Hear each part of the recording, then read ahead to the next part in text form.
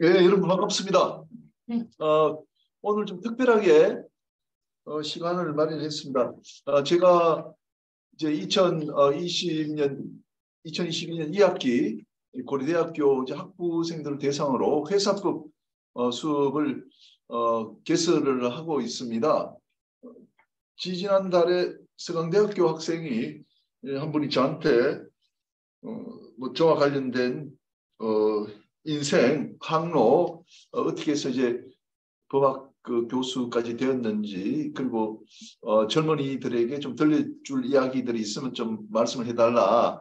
이게 이제 수업의 일환이다, 이렇게 이제 이야기를 했었거든요. 근데 제 수업을 듣는 또 학생 중에 김담원 학생이 또 특별하게 저한테 또 이거 아마 수업의 일환인 같은데 또 질문을 이렇게 해왔습니다. 그래서 뭐 우리 김담원 학생하고 저하고 이렇게 두 사람이 하는 것보다는 또 다른 학생들도 관심이 있으시면 좀 들으면 좋겠다 해서 제가 오늘 좀 줌을 통해 가지고 한번 해보기로 이렇게 했습니다. 그래서 오늘 좀 대담도 좀 하고 같이 좀 식사도 하는 그런 시간을 마련하도록 했습니다. 그래서 김남원 학생이 좀 몇 가지 질문을 저한테 이제 보내왔는데, 뭐 제가 평소에 또 생각하던 거라서 뭐 답변하는데 어려움은 없을 것 같고, 그 순서는 이제 김담원 학생이 저한테 질문을 하면은 제가 뭐 답변하는 식으로 그렇게 하도록 하겠습니다. 네, 첫 번째 질문 드리겠습니다. 교수님께서 법학을 공부하시게 된 계기가 대좌초 사고 때문이라고 알고 있는데 그 상세한 이야기가 어떤지 궁금합니다. 예, 뭐 여러 차례 이미 저 언론에 공개가 되고 해서 제가 뭐 숨길 일은 아닌데, 알다시피 제가 이제 한국해양대학 졸업하고 이제 선장으로 이제 근무를 하게 되었습니다. 근데 미국 그 탐파 플로리다에서 이제 그 인광석을 짓고 파나마 운하를 지어서 이제 호주에 입항하는 그 가운데 우리가 해도에 표시되지 않은 그런 이제 암초 위에 이제 배가 이제 올라가서 이제 좌초가 되어버렸습니다. 2등 항해사가 새로 생긴 그런 이제 그 상호초 또 암초 같은 것은 해도에 이제 기재를 해야 되는데 그 기재가 빠뜨려졌었습니다. 그러니까 좀 그 부주의하게 그렇게 했고, 그 이제 항로가 마침 그쪽으로 이제 정해지는 바람에 배가 이제 그 좌초가 이제 되었는데, 뭐 우리가 선원들은 뭐 전혀 이제 문제 없이 이제 퇴선 조치를 했습니다. 네, 일단 뭐 배 좌초는 그 정도로 말씀하면 될 것 같아요. 네. 그래서 그 좌초 사고 이후에 선장이셨다가 갑자기 이제 법학 전문가가 되기로 결심을 하셨던 것 같은데 어떻게 보면 굉장히 어려우셨을 것 같아요. 혹시 새로운 길을 걷는 것에 대한 두려움은 없으셨는지 궁금합니다.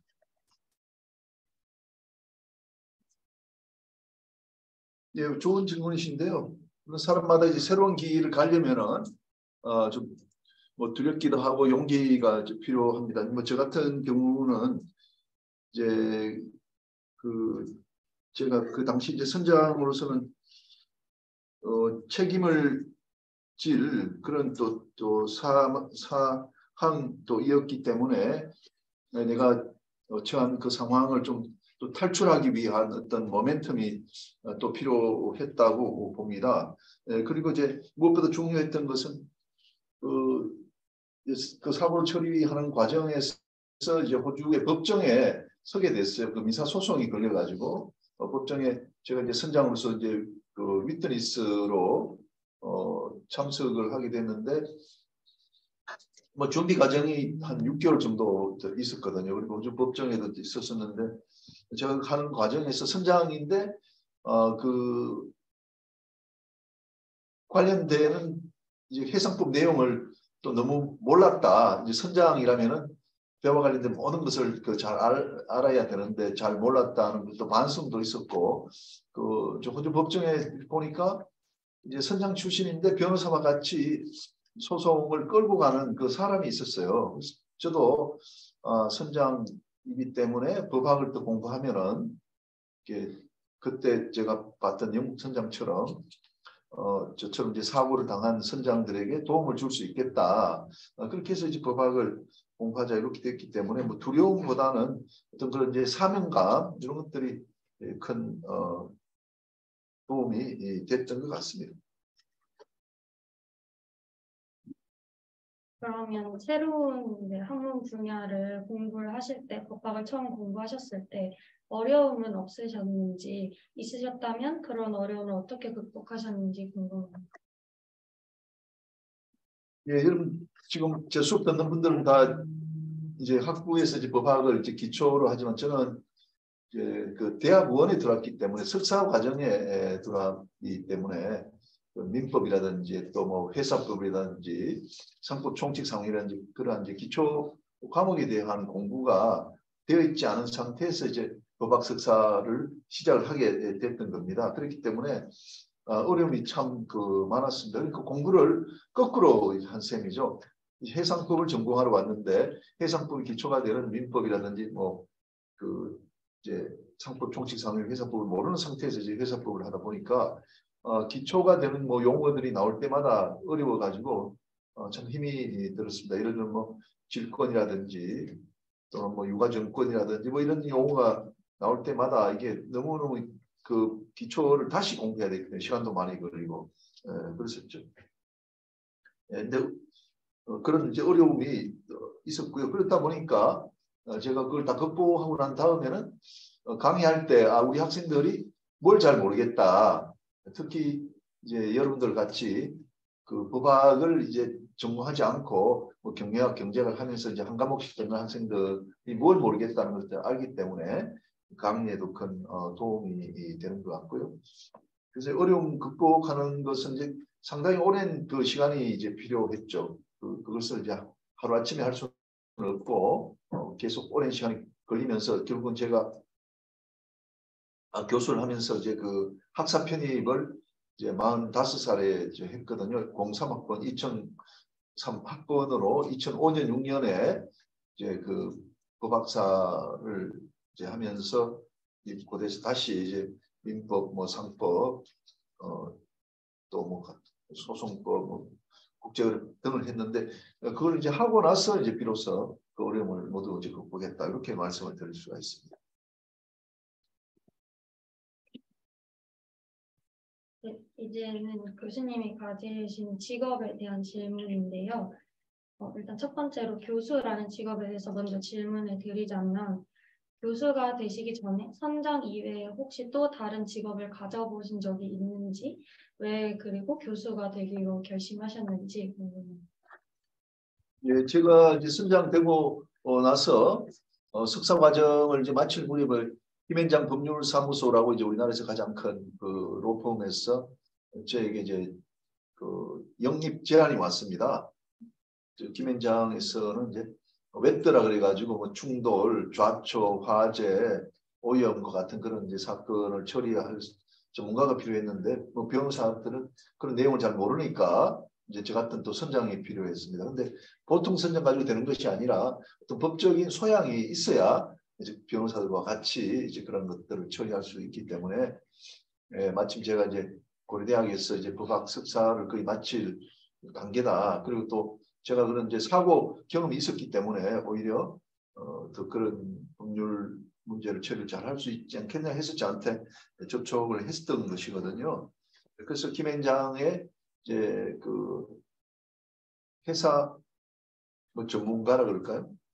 제 직책은 선장으로 불렸어요. 선장인데 그 회사 자문역으로 한 4년 정도 근무를 한 적이 있습니다.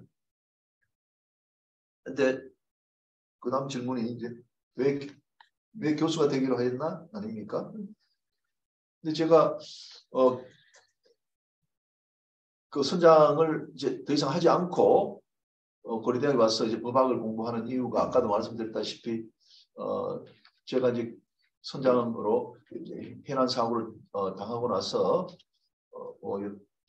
여기저기에서 좀 자문도 구하고 이걸 어떻게 처리하는지 알고 싶었는데 그런 도움을 전혀 받지 못했다. 그래서 제가 좀 공부를 해서 좀 해기사들 또 선장들 도와주고 싶었거든요. 그러다 보니까 이제 김현장에서 이렇게 뭘 좀 배우면 자꾸만 이제 글로 써가지고 자꾸 이제 외부로 알리는 겁니다.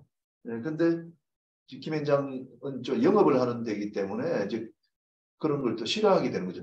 자기 주어진 직책에 또 100%또 전념을 해야 되고 거기서 알게 된 정보는 이제 밖으로 유출이 안 돼야 되는데 저는 이제 그와 좀 다른 생각을 가지고 그런 초심을 가졌기 때문에 이제 외부로 이렇게 자꾸 알리고 뭘 하고 이런 것들이 이제 그 김현장하고 조금은 이제 맞질 않았어요. 뭐 김현장이 틀린 건 아니죠.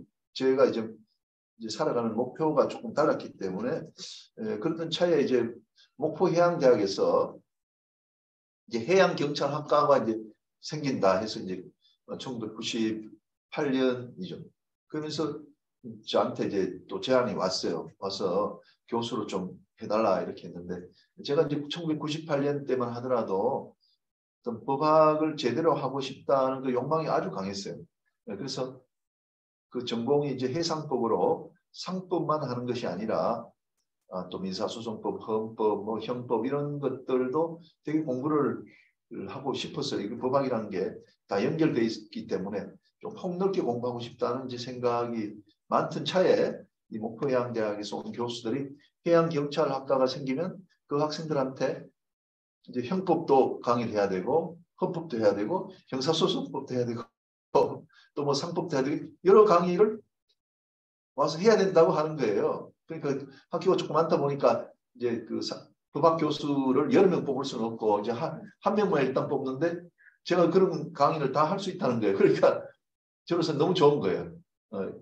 강의를 하면서 많이 이제 배우게 되는데 저한테 그런 기회가 주어진다는 것이 너무 좋아가지고 그래서 제가 좋다 그렇게 해서 이제 교수가 된 겁니다.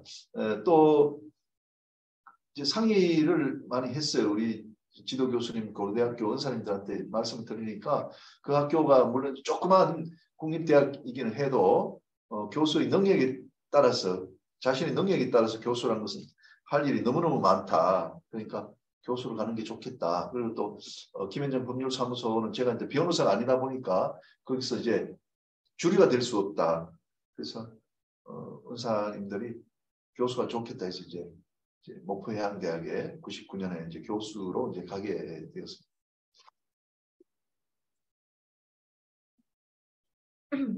그러면 현재 교수님께서는 교수로서 가지고 계신 목표가 따로 있으신가요?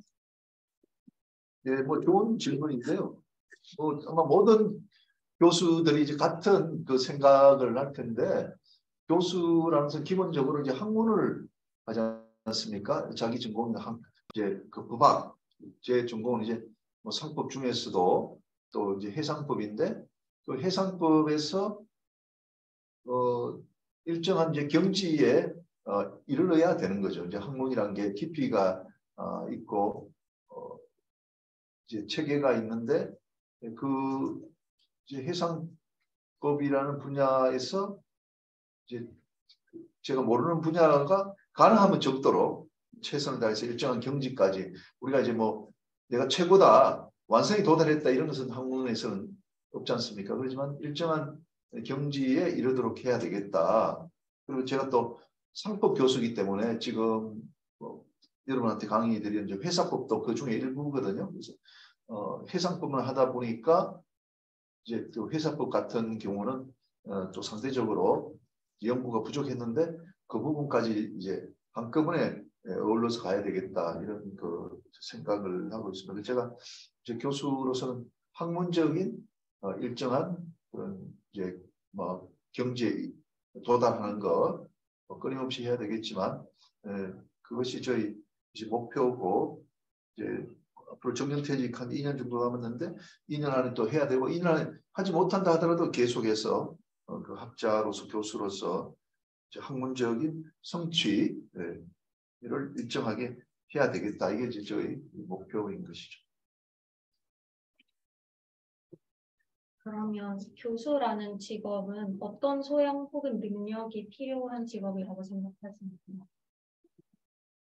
예, 교수는 제가 이제 생각할 때 그 학문을 하면서 즐거움을 가질 수가 있어야 될 것 같아요. 학문이란 게 꾸준하게 해야 되잖아요. 많은 시간과 노력이 필요한데 그 학문 자체가 즐거워야 될 것 같아요. 그래서 자기가 몰랐던 것을 이제 알게 되면은 그 기쁨이 따라와야 되고요. 근데 학문을 하면서 이제 그런 기쁨을 누리지 못한다면은 그 학문이 재미가 없지 않겠습니까? 그러면 학문을 일정한 경지까지 도달을 할 수 있는 시간을 투자할 수가 없는 거죠. 그래서 저는 훌륭한 그 교수가 되기 위해서는 이제 학문을 통한 그 기쁨을 얻을 수 있는 사람이어야 된다. 이렇게 보고 또 하나는 그렇게 해서 자기가 이제 알게 된 그 획득한 지식을 이제 전달할 때 그것이 또 보람이 있고 남에게 전달하고 남이 이제 우리 같은 이제 학생들이 이제 알게 되었을 때 그것이 나에게 곧 기쁨이 되는 그러한 이제 뭐랄까 이제 성품 또 그 적성 이런 것들을 가지고 있어야 이제 교수직을 좀 즐겁게 할 수 있다 이렇게 생각이. 그리고 계속 네. 교수님이 가지시는 두 번째 직업에 대한 질문인데요. 제가 수업에서 여러 번 들었었는데 현재 교수님께서 대우조선의 사회이사 직책도 함께 맡고 계시는 걸로 알고 있습니다. 그 직업을 가지게 되신 계기가 무엇인지 궁금합니다. 예, 조선과 관련되는 그 법률 관계 이것은 이제 사실은 이제 고유의 해상법의 영역이 아닙니다. 그런데 제가 고려대학 교수로 와서는 이제 우리나라 그 조선 산업에서 이 그 법학을 하시는 분이 없었고 또 이게 그 결국 해상법이라는 것은 이제 조선소에서 만들어준 배를 가지고 운항을 하는 중에 생기는 법률 관계를 다루는 법이거든요. 그러면 이제 해상법과 이제 일정하게 연결이 된단 말이죠. 그래서 제가 영역을 좀 더 넓혀 가지고 요 조선과 관련된 선박건조법을 해야 되겠다는 이제 결심을 했어요. 그리고 이제 2010년 때는 이제 경기가 좋았지만 그 뒤에 이제 경기가 나쁘면서 조선업이 아주 어려웠어요. 근데 제가 이렇게 들다 보니까 특히 이제 해양 플랜트에서 뭐 체인지 오더라 그래가지고 계약이 잘못돼 가지고 우리가 피해 보는 것도 많았고 그렇게 해서 이제 2010년부터 선박건조금융법 연구회라고 이제 연구회를 결성해 가지고 지난달까지 48번 우리가 세미나를 가졌는데 한 10년 이상 그 공부를 이제 여러 사람들하고 같이 하게 됐습니다. 그러다 보니까 이제 조선소에서도 이제 저를 좀 알게 되는 거죠. 그리고 제가 선박건조하면서 선박금융법도 조선을 하려면 이제 자금이 필요하겠죠. 그래서 선주들이 은행으로부터 돈을 빌리는데 그걸 이제 우리가 선박금융이라고 합니다. 그래서 선박금융하는 사람들도 이제 그 저를 좀 알게 되고 아시다시피 그 산업은행이 이 대우조선의 최대 주주로서 이제 관리를 하고 있지 않습니까? 그러다 보니까 이제 그 뭐 대우조선하고 또 그 산업은행에서 이제 법학 교수가 한 명이 필요하다고 했는데 이제 제가 뭐 나중에 들은 바로는 뭐 여러 한 10명 그 후보가 있었는데 제가 그 중에 막 1등으로 추천이 된 것 같아요. 그래서 제가 사회이사 제의가 왔을 때 뭐 저는 그동안 좀 공적 영역에서 일을 많이 했기 때문에 뭐 사적인 이런 사회이사는 맞지 않았는데 뭐 대우조선은 이제 그 산업은행 또 뭐 수출입은행이 이제 관리하는 회사다 보니까 좀 공기업 같은 느낌이 들어서 좀 도와줘야 되겠다는 생각으로 이제 사회이사를 좀 승낙을 했고 이제 주주들이 저를 사회이사로 이렇게 이제 지정을 해줬습니다. 그러면 이렇게 맡게 되신 한 기업의 사회이사라는 직업의 매력 혹은 뭐 장점 이런 것은 무엇이라고 생각하시는지 궁금합니다.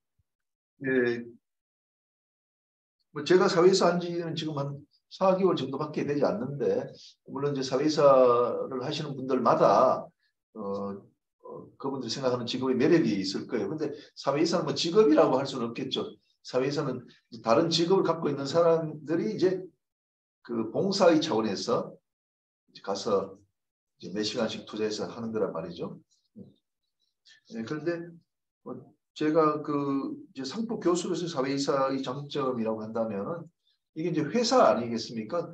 회사에서 필요한 그런 외부 전문 인력으로 사회이사가 필요하게 됐다는 거죠. 그러면 이게 이제 회사가 이제 경영하는 가운데 여러 가지 경영의 문제, 법률의 문제, 보험의 문제가 발생한단 말이죠. 근데 저한테는 이게 딱 맞는 것이죠.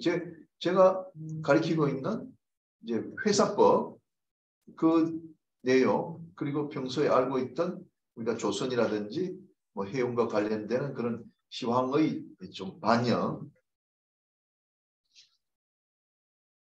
그리고 또 해상보험의 연결 이런 것들이 이제 같이 연결되다 보니까 연구한 것이 이제 실무에서 반영되는 그 현장에 사회이사가 있게 되는 것입니다. 그리고 뭐 수업 시간에 제가 뭐 그 대우 조선해양의 비밀이 영업 비밀이 아닌 이상은 오픈이 되니까 여러 관련된 자료를 여러분들한테 또 제공도 하고 이렇게 했는데 역시 뭐 수업에도 그런 이제 자료들이 이제 활용될 수 있다는 것이 참 그 매력적인 것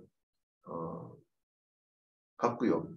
그리고 뭐 하나 더 해서 우리가 사회이사를 하면서 회사에서 어떤 결정을 내릴 때 조금이라도 도움이 되는 결정을 내려서 회사에 플러스가 될 수 있다면은 그리고 또 그게 주주에게 도움이 되고 또 채권자에게 도움이 된다면은 참 큰 보람을 느낄 수 있겠다 했고 최근에 뭐 그런 보람을 느끼는 일들이 좀 있기도 합니다. 교수라는 직업과 사회이사가 요구하는 능력이 어쨌든 겹치는 부분도 있지만 각각 어느 정도 다른 부분이 있다고 생각이 되는데 혹시 이런 부분에서 차이점을 느끼시는 것이 있을까요? 예, 교수는 우리 학생들하고 관계에서 학생들이 교수에 대해서 뭐 이렇게 그 신경 쓰게 하는 일이 없잖아요. 그죠? 말씀 부리고 뭐 하는 일이 없잖아요.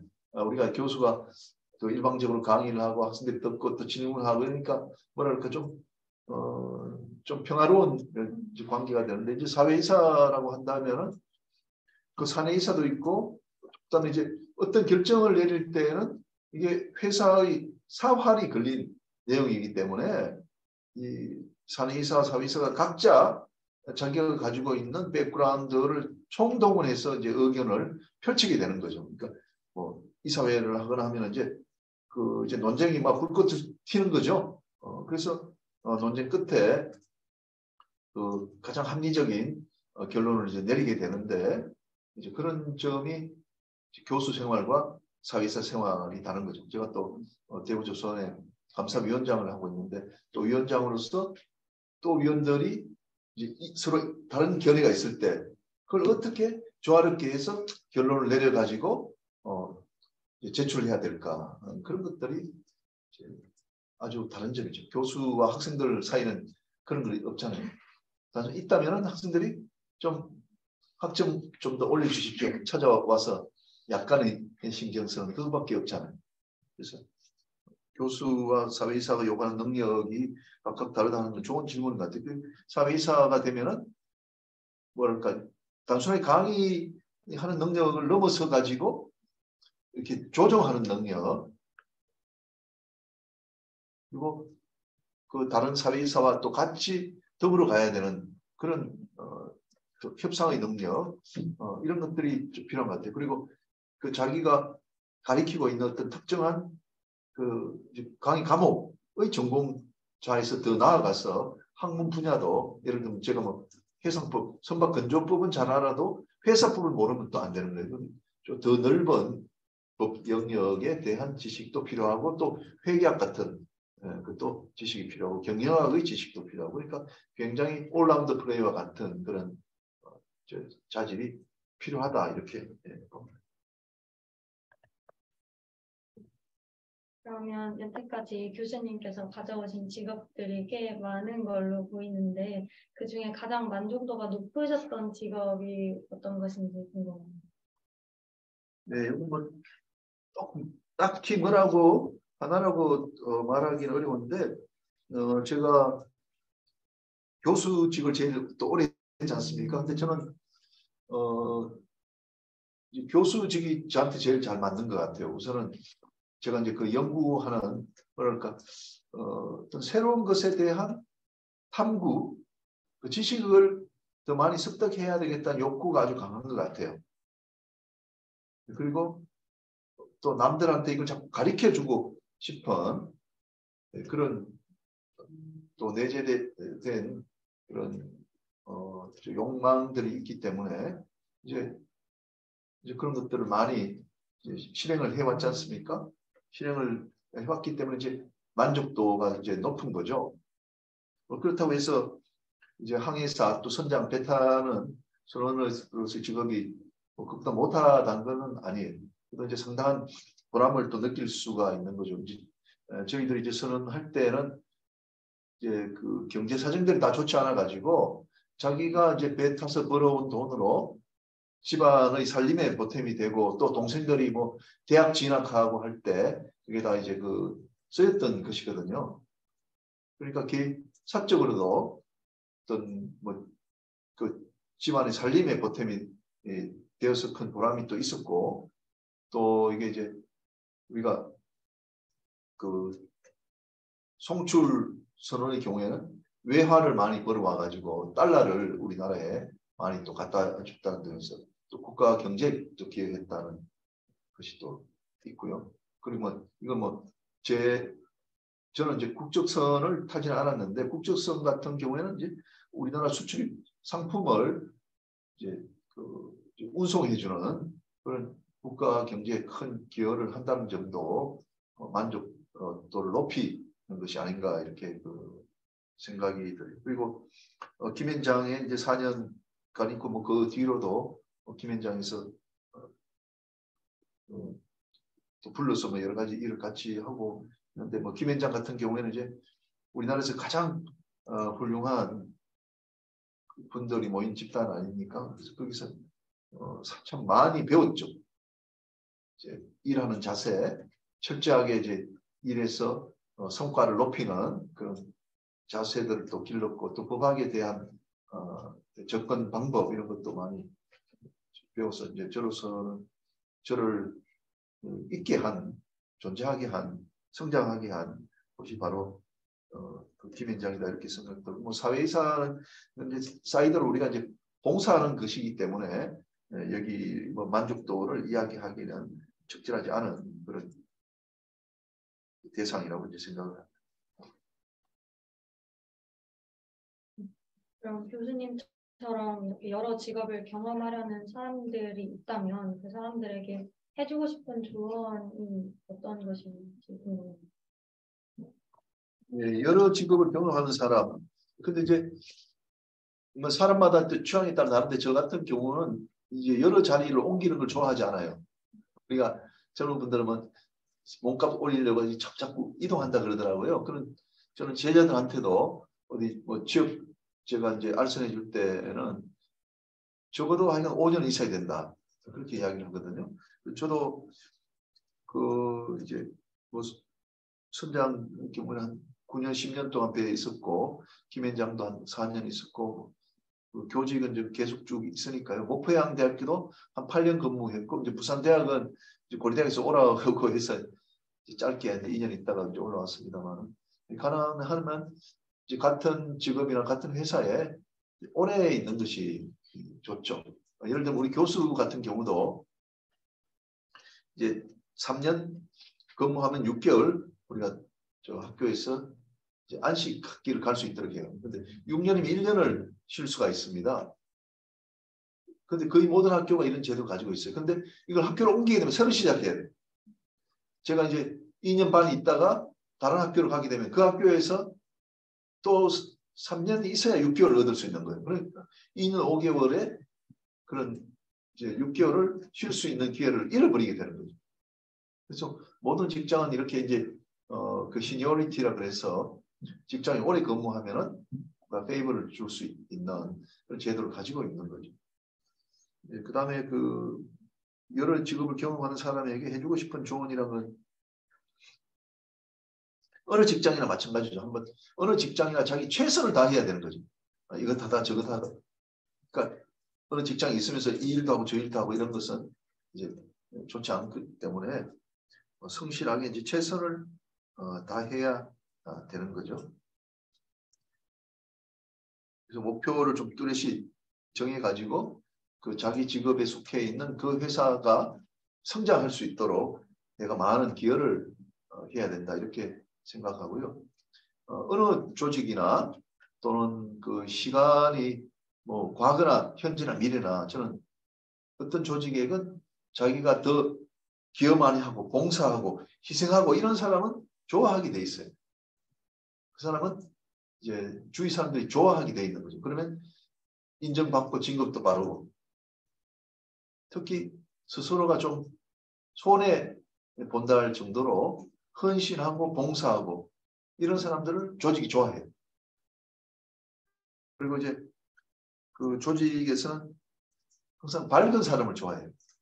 이제 어두워가지고 부정적으로 보는 사람보다는 이제 얼굴 표정이 밝고 항상 긍정적으로 그 사물을 보고 일을 하는 사람을 좋아하는 거죠. 그래서 뭐 상사가 일을 이렇게 주더라도 예 하고 이렇게 하는 사람하고 아이고 뭐 잘 안 될 겁니다 하고 부정적으로 하는 사람하고는 틀리죠. 그래서 항상 이제 긍정적으로 예 하고 일을 받아서 하는 사람 그런 사람이 어떤 직업에서든 필요하다 이렇게 봅니다. 이제는 법학에 대한 질문인데요. 법학을 공부하는 사람이 갖춰야 할 가장 중요한 능력이 있다면 그것이 무엇이라고 생각하시는지 궁금합니다.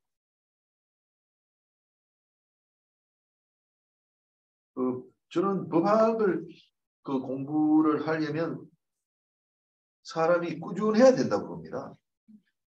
이건 법학은 이제 천재를 요구하는 것은 아니거든요. 과거에 이렇게 보면은 이제 뭐 사법시험도 합격하고 또 뭐 행정고시도 합격하고 뭐 삼과랑 이런 사람들이 있어요. 그런데 그런 사람들이 저 지방에 우리가 크게 알아주지 않는 그런 대학에 졸업생들도 해요. 삼과랑이에요. 그러면 머리를 따지면 우리가 뭐 대학을 서열화 시키는 거 아닙니다만은 차이가 날 거 아니에요.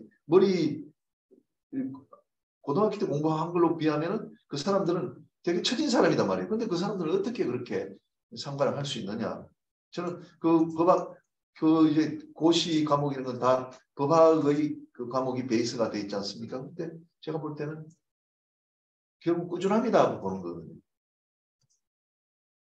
그 꾀를 부리지 않고 법학책을 이제 꼼꼼하게 남이 1회독 할 때 자기는 3회독 하고 또 한 번 들었던 걸 반복해서 2번, 3번 들을 수 있고 하는 그 꾸준함, 성실함 그게 있으면 법학 공부는 다 된다고 보거든요. 뭐 암기를 잘하거나 머리가 비상해가지고 금방 기억한다고 해서 법학을 잘하는 건 아니다라고 보는 거예요. 근데 일시적으로 시험에는 통과할 수 있을지는 모르겠어요. 그러나 법학이라는 것은 그런 과목이 아니다. 제가 수업 시간에 대한 건 강조했지만 첫째는 이제 사회 현상을 우리가 좀 더 이제 긍정적으로 발전적으로 나가기 위해서 우리가 법제도를 만들어서 도와주잖아요. 사회가 올바른 방향으로 가도록 하고. 그다음 두 번째는 이제 그게 분쟁이 생겼을 때 분쟁을 해결하는 것이다 말이죠. 그래서 분쟁을 해결할 때라도 그 어떤 사실관계를 기존에 있는 그 법 조문에다가 대입을 해가지고 결론을 끌어내는 것이 이제 그 법의 활용도이잖아요. 그리고 또 한 가지는 이걸 이제 법을 이제 잘 만들어 가지고 이 사회가 더 발전하도록 하는 거란 말이죠. 근데 그 두 가지 그 작용에 그런 무슨 천재를 요구하는 게 아니거든요. 그럼 사회를 잘 관찰해 가지고 야 사회라 이것이 어떤 현상이 있다. 그래서 이런 법을 만들어야 되겠다 하는 것은 천재를 요구하는 게 아니겠죠. 어떤 사회 현상을 한 군데 가서 보는 것하고 100군데 가서 보는 건 틀릴 거 아니에요. 그러면 100군데 가서 보는 사람이 더 정확한 이제 답을 찾을 거예요. 그러면 100군데 가는 사람은 꾸준하고 성실해야 되지 이 머리 IQ하고 관련 없을 거 아닙니까? 저는 그렇게 생각합니다. 그래서 법학은 이 학문 자체가 꾸준하고 성실한 그런 그 사람을 요구를 하는 것이다. 그게 가장 중요한 능력이다. 뭐 머리 좋아갖고 암기 잘하는 게 훌륭한 능력이 아니다. 그래서 그렇게. 그러면 법학을 공부하는 사람이 뭐 가져야 할 목표 혹은 뭐 직업의식 이런 것은 무엇이라고 생각하시는지 궁금해요. 예. 뭐 이제 법조인은 이제 그 세 가지 또는 네 가지 형태가 있다고 이야기를 합니다. 판사, 검사, 변호사, 그리고 이제 뭐 법학 교수 이렇게 네 가지 타입이 있다라고 이제 하면 그 네 가지 직업군마다 다 틀릴 거라고 봐요. 판사는 뭐 재판을 잘 해가지고 이제 뭐랄까 뭐 민사 같으면 손해를 보지 않도록 손해배상을 잘 분배를 해준다 이렇게 또 볼 수 있을 거고, 이제 검사 같으면은 이제 그 죄를 지는 사람이 이제 이 세상에 사라질 수 있도록 죄를 지는 사람은 벌을 가하고 피해를 본 사람은 이제 그 도와주도록 해야 될 거고, 변호사는 뭐 검사가 누구를 처벌하려 그러면 그 억울하지 않도록 도와주는 역할을 하잖아요. 법학 교수는 이제 도박이나 학문을 통해 가지고 이 법조를 도와주기도 하고 이게 사회에 기여하도록 하고 또 학문 발전에도 이제 기여를 하는 그런 목표를 가질 거예요. 그러나 제가 생각할 때는 법학의 궁극적인 목표는 이 사회가 더 밝고 안정적으로 되는데 기여함에 있다 이렇게 보는 거죠. 이 사회에 도움이 될 수 있도록 어떤 기준을 마련해주는, 잣대를 마련해주는 기능이 바로 이제 법학이다 이렇게 생각을 합니다. 그래서 아까 말씀드린 네 가지 직업군이 이제 추구하는 바를 하나로 묶으면은 그렇게 된다고 봐요. 이 사회가 더 안정적으로 갈 수 있는 그런 이제 기초, 잣대, 규범들을 이제 만들어 주는 것이 이제 법학이다. 그러니까 도박 공부하는 사람이 가져야 할 목표는 이 사회를 더 안정적으로 속해 있는 사람들을 더 행복하게 만들어주는데 기여를 해야 되겠다 이런 생각을 해야 되는 거죠. 내가 뭐 돈을 많이 벌어서 뭘 하겠다 이런 것이 목표가 되어서는 안 되는 거죠.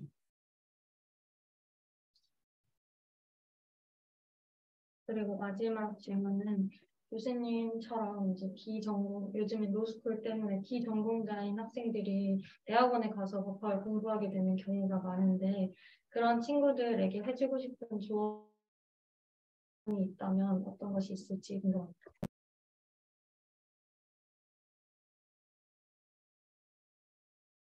예,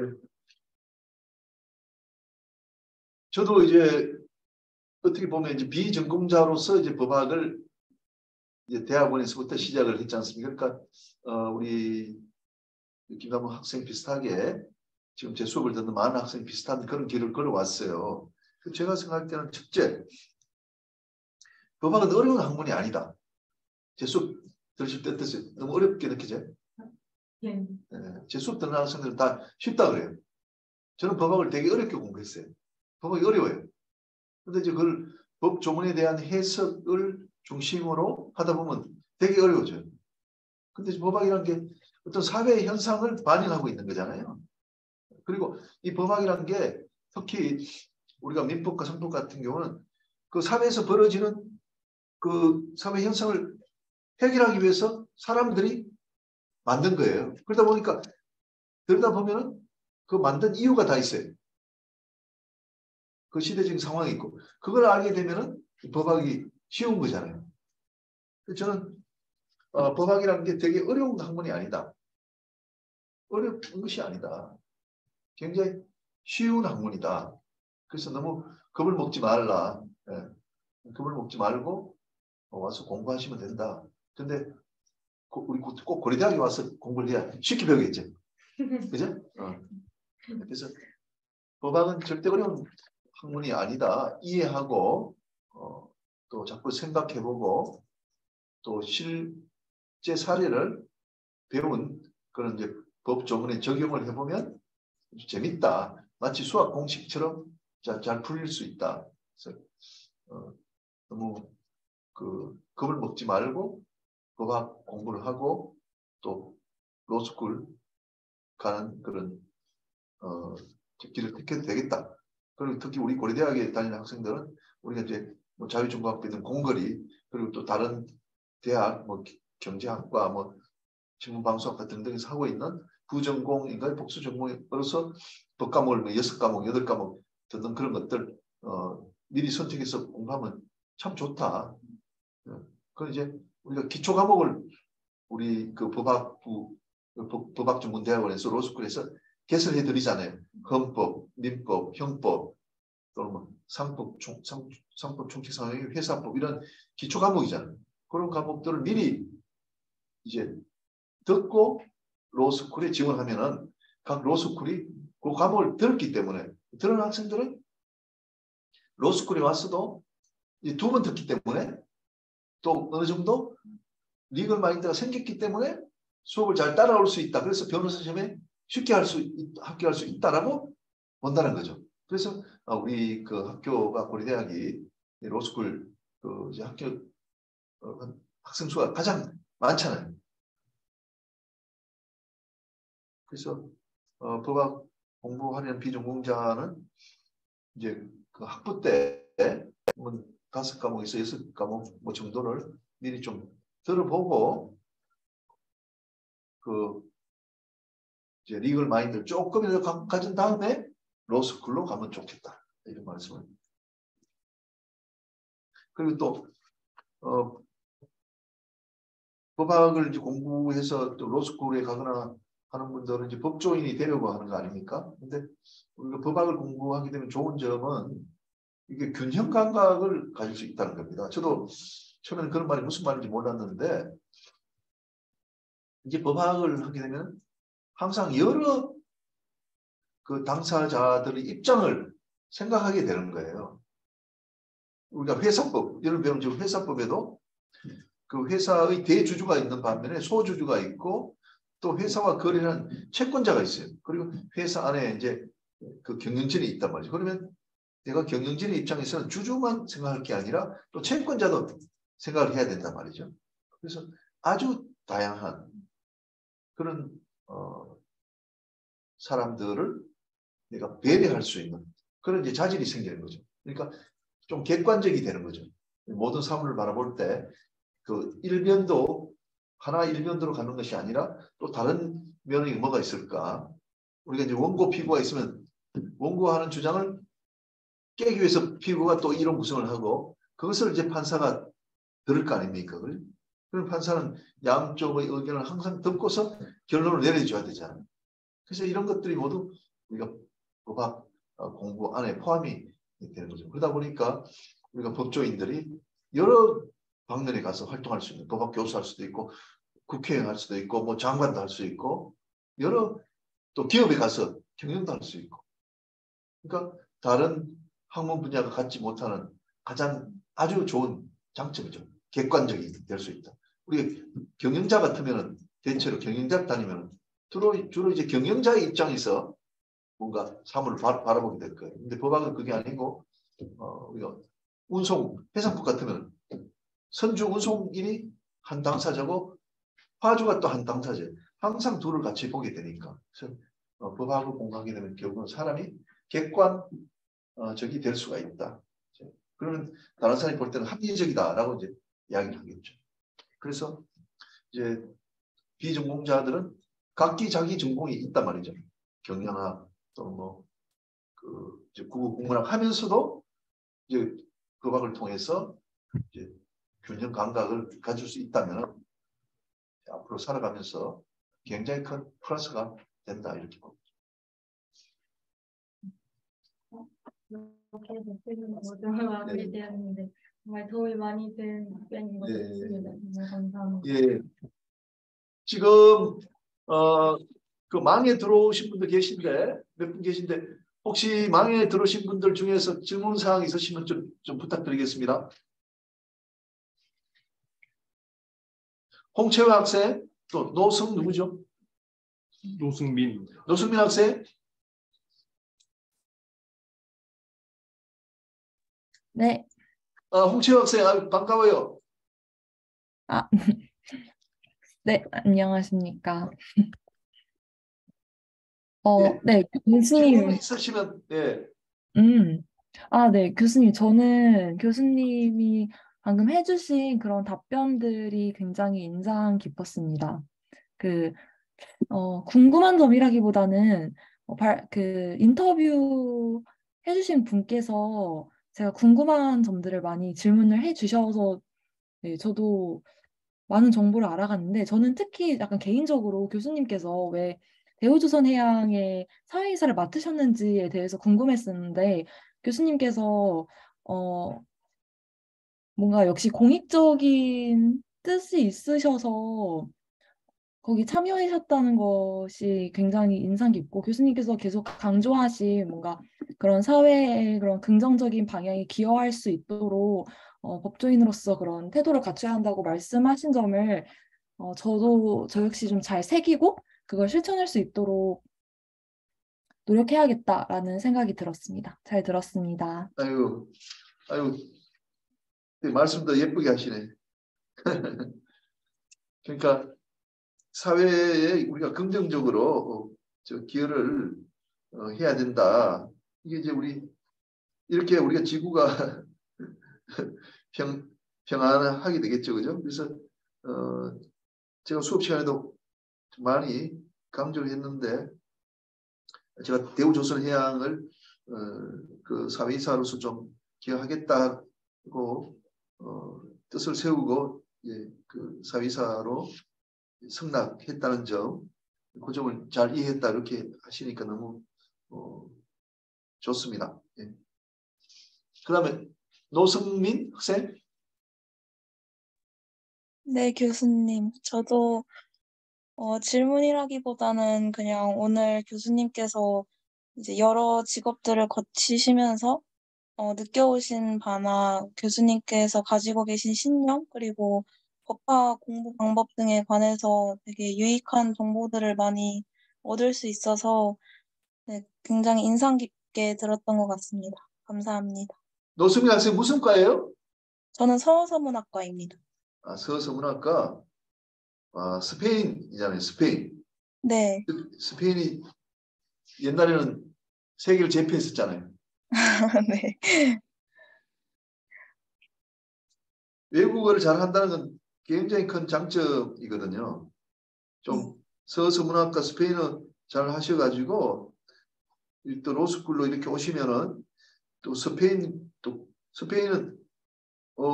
그 좀 남미 쪽에 또 스페인어 하는 국가들이 많기 때문에 법조인으로 좀 특화를 많이 시킬 수 있을 것 같아요. 우리 법조인은 자기 전공 분야가 뭐 해상법이다 또는 뭐 회사법이다 하는 게 있고 또 지역적인 전공이 있어요. 일본 전공이다, 스페인 전공이다, 독일 전공이다 이런 게 있어요. 네. 그래서 법조인이 돼도 또 스페인 관련된 지역으로 또 특화를 시키면 참 좋을 것 같아요. 그래서 대학 높임에 가면 전공이 두 가지 부류가 있어요. 내가 업무적으로 이제 자기 학문 분야별로 전공이 있고 그 다음에 이 고객이 스페인 고객이다 하면은 이 스페인 잘하는 사람이 이걸 또 담당하는 거예요. 그래서 우리 노수민 학생 그 점에서 굉장히 좋을 것 같고 홍채회 학생은 무슨 과예요? 네, 저는 역사교육과입니다. 역사교육.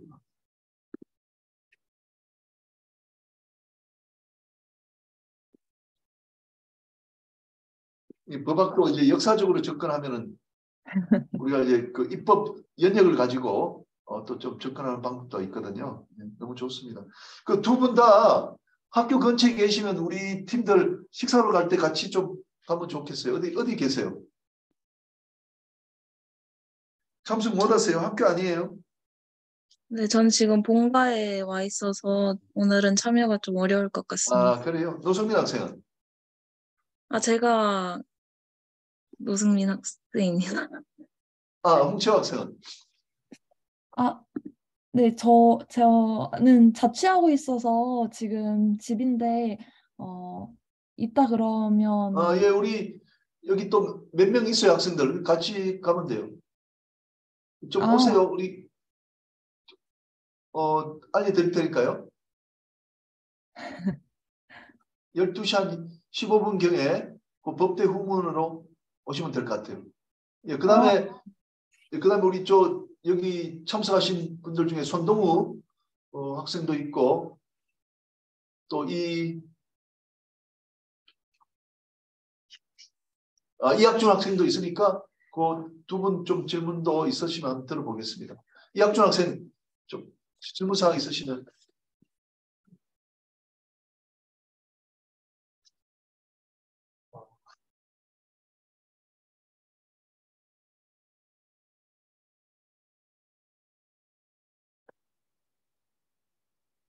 전 없습니다. 왜 없어요? 네. 그 다음 손동우 학생. 네, 저도 이제 그 법학 전공이 아니면서 이제 법학을 이제 공부를 하고 있는데 오늘 교수님의 이제 그런 살아오신 말씀, 인생에 관한 말씀과 이제 그런 것들을 통해서 많은 것들을 배울 수 있는 좋은 기회였던 것 같습니다. 앞으로도 이런 자리가 종종 있어서 이제 더 많은 학생들에게 도움이 될 수 있으면 좋겠습니다. 예, 감사드립니다.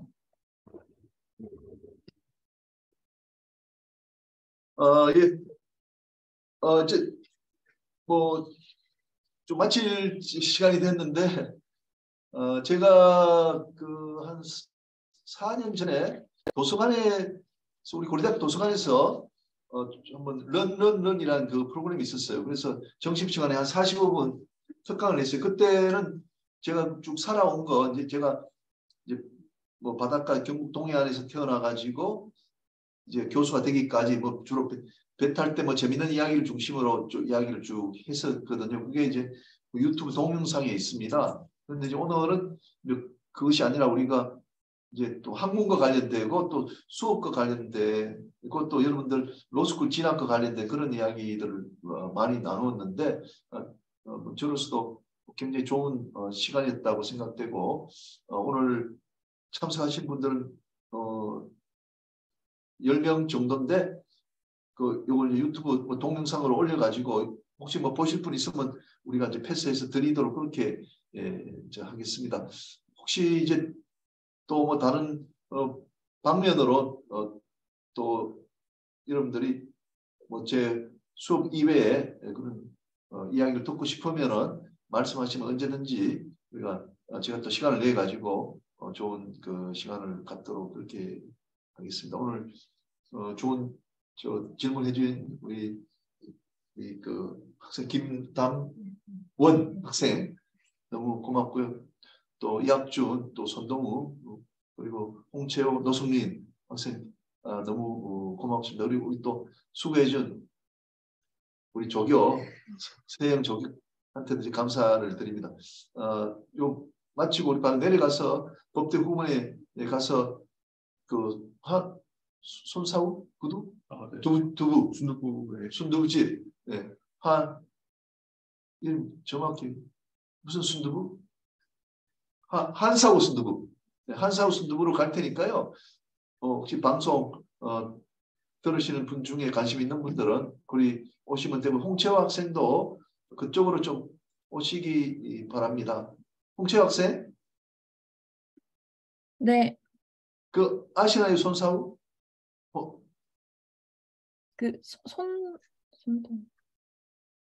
한사우 순두부 네, 여기 네. 인가요? 법대 후문 저쪽으로. 지금 계시는 데가 자취방이 어디예요? 어디 중이에요? 가까워서 근데 준비를 저도 하고 나가야 할 것 같아서 그 식당으로 바로 가는 걸로 예, 하겠습니다. 12시 15분쯤 오시면 될 것 같아요. 한사우 순두부인데 그러면 안암역 근처에 있는 데 아닙니다. 안암역이 아니고 우리 법대 뒤 후문으로. 수한서우 순두부입니다. 수한서. 근데 댁이 어디세요? 네? 댁이 어디시냐고요? 저는 정문 근처입니다. 정문? 정문. 정문에서 밑으로 내려오면 되니까 5분, 2, 3분 걸으면 되는데. 아, 근데 제가 지금 네이버 지도 찾아보니까, 안암역 여러 군데 있어요, 나오고 그게. 그 수 한사호 송도구입니다. 그냥 한사호가 아니라 수 한사호. 아침바다 아세요? 아침바다? 네, 아침바다 압니다. 아침바다 옆이에요. 아, 네, 알겠습니다. 그쪽으로 오세요. 네, 이따 12시 뵙겠습니다. 15분까지. 예. 자, 그럼 오늘 김인현 교수와 함께한 시간은 이걸로 마치도록 하겠습니다. 여러분 감사합니다. 네, 마치겠습니다.